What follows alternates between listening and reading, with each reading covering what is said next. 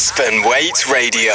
We are coming live from Cardiff Arms Park for the Aspen Waite Lions locker room, joined now by someone who knows all about playing for the British and Irish Lions, all about this area as well, playing for Wales. Jamie Roberts, welcome. How are you? Very nervous for today. I'm very well, but yeah, it's feeling pretty nostalgic today. Just chatting with Andy Powell earlier, and both on tour 12 years ago in South Africa, probably the greatest country on earth to tour as a rugby player, and yeah, quite nervous. It's an exciting day. I'm massively excited for those lads who are going to run out today in Cape Town in what is going to be an immense first test. How does the feeling of waking up as a supporter compared to waking up knowing that you're starting in that first test? It's no different, really. Yeah, I still have Painful. the same. Yeah, I'm still equally as nervous.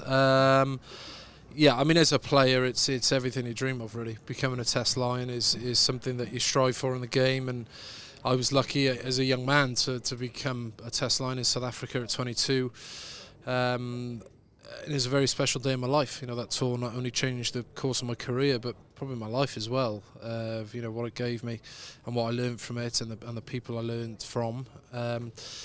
And yeah, I think, you know, fast forward 12 years later, I'd love to be out there as a supporter. I'd love to be hungover this morning after having visited Franschhoek Stellenbosch last night. But it's a huge shame there aren't supporters in South Africa. As I say, it's one of the best countries to tour as a player or fan.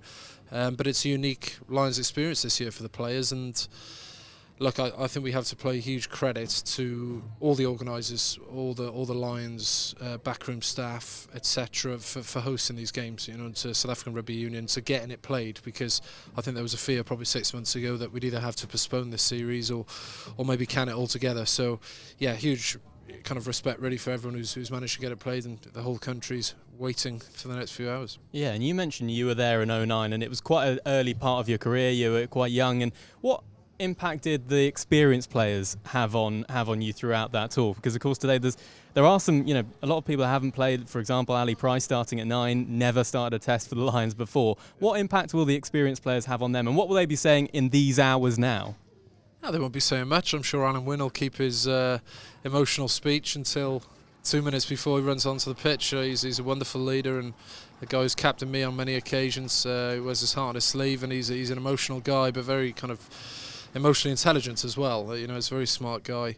But I'm a big believer as a younger player, you probably learn more from your senior players than you do any coach. You know, the impact they have on you in training, the traits in the way they play, the advice they can give you on and off the field. I think having senior players in your environment is hugely important, and I think as you become an older player, you realise that even more. You know, how the responsibility that you carry to give that to the younger players in any environment. So, look, there's a lot of lads there who have played Lions Test rugby. You know, guys like Owen Farrell, Conor Murray on the bench, you know, ready to come on. And there are, you know, I think 5 or 6 players in that starting lineup who have been Test Lions. So it's not like this is as a young, experienced team. These players have all delivered at the top level, whether that be for club country or the Lions in the past. And of course, you've recently played out in South Africa for the Stormers the last couple of years. What do you need to maybe add to your game when you go to South Africa? I think it's just one, to play heads-up rugby, not fall into the trap of, you know, their physicality. Look, they come off the line in defence. They're looking to be brutal in the contact area, and I think it's just playing heads-up. If there's space to width, getting the ball there, using your skill set, backing your vision and skill set to shift the ball, shift the point of attack. You know, you play one-up rugby against these guys, they'll beat you every single time. And so, yeah, and the set piece has to function. I mean, you know, against these guys, they squeeze you. They apply pressure, and then strike when they're in the U22. So the Lions know what's coming. Kicking game, solid set piece, rush defence. It's about how can they play that game of chess and manoeuvre their way around the field and limit the opportunities for the Springboks. Saturday afternoon on Aspen Waite Radio, live from the Aspen Waite Lions locker room, joined by Jamie Roberts, former British and Irish Lion himself. We mentioned the style of play in South Africa, the style of play that the Lions will need to try and assert on South Africa today to win. What have you made of the back three for the Lions, and the fact that A, Stuart Hogg gets in ahead of Liam Williams, and B, that there's no place for Josh Adams, who scored 8 tries in 4 games?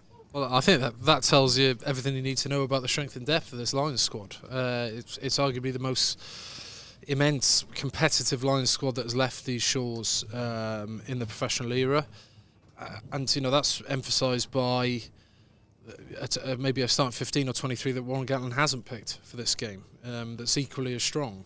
All the pundits and supporters have been kind of trying to name their team, trying to second guess Warren. I don't think many would have selected this side.